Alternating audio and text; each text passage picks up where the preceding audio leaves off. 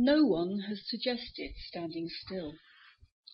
I'd like to clarify in response to various councillors' comments that, in particular, first of all, Councillor Junaja, that this petition relates to reducing the housing number within the local plan and the scale of employment land.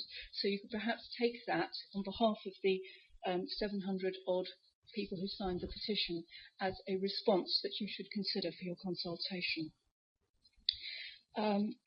The schmal's being reviewed, but you've still not revised the errors that various people have drawn to their attention. Housing number is too high compared to our demographic need, and that's already been agreed by the Office of National Statistics, a number of independent commentators, and by the Scrutiny Committee of this Council. NPPF 1 requires you to prepare a local plan which reflects the needs and priorities of local communities. That's the first point, and you've not done it. NPPF 14 says, in relation to plan making, that local plans should meet objectively assessed needs unless any adverse impacts would significantly outweigh the benefits or specific policies indicate development should be restricted. Ministerial guidance from Nick Bowles to our MPs has indicated that the Green Belt is such a policy with specific application to Guildford Borough and this local plan. I think we therefore should be able to take that advice. Can I note in relation to Councillor Creedy that I would have thought the council could have built a number of homes for rent for the value of the 13 million or so that was spent on commercial property last year, which was in breach of the allocated budget which you gave to the chief executive by something in the region of 3 million, which you then subsequently ratified. That seems to me, if I overspent something by 30% and overspent by 3 million, I would think that would be grounds for censure, not approval. I have to say, I don't quite know your standards here. We don't know what the silent majority think. That's almost by definition. But we do know what the majority think, because they voted at the last election, and they voted overwhelmingly to protect the Green Belt under your manifesto. LEP funding increased the housing budget by 360,000 to support 12 new homes for rent. I'm not sure that's huge grounds for congratulation. But sustainability, of course, is defined by the NPPF as meeting the needs of the present without compromising the ability of future generations to meet their own needs. And it also notes that you have to apply the core planning principles under the NPPF, which includes supporting the transition to a low-carbon future, indeed, protecting green belts, and encourage the efficient use of land by reusing brownfield land. Those are core planning principles you're not applying.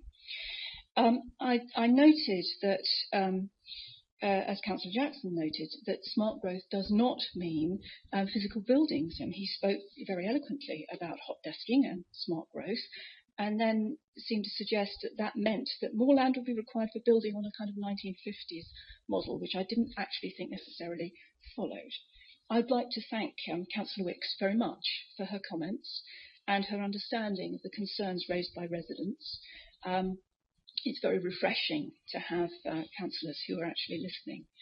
I'd say that Councillor Palmer doesn't seem to understand the principle behind the petition, which is that economic growth does not relate only to building. No one is challenging the principle of economic growth. We're challenging the fact that actually it doesn't have to come from putting bricks and mortar on fields.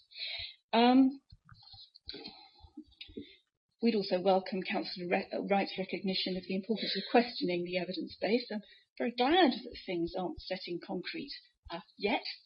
But it does seem as though most of the evidence base is not being revised when errors are drawn to the Council's attention. It's, of course, 16 years that are in the future for the local plan, not 20. I think the councillor who thought it was 20 referred to dinosaurs. I'd like to suggest that dinosaurs failed to adapt when meeting circumstances they didn't expect, and perhaps you'd like to make sure you're not.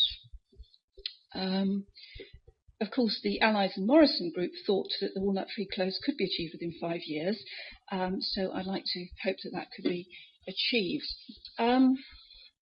Surrey is subject to huge development pressures.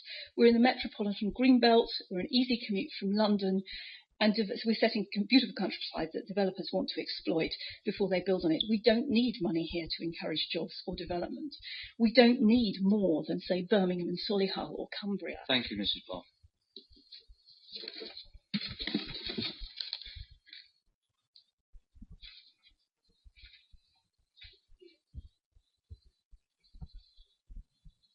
We will now move to the vote.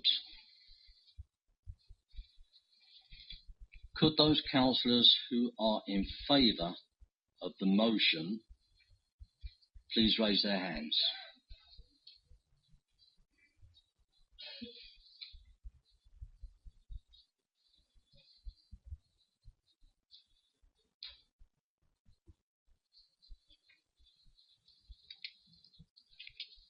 Thank you very much. Those against? Any abstentions?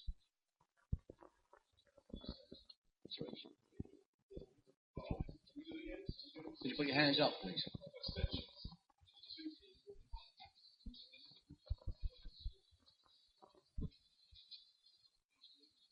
The vote is carried.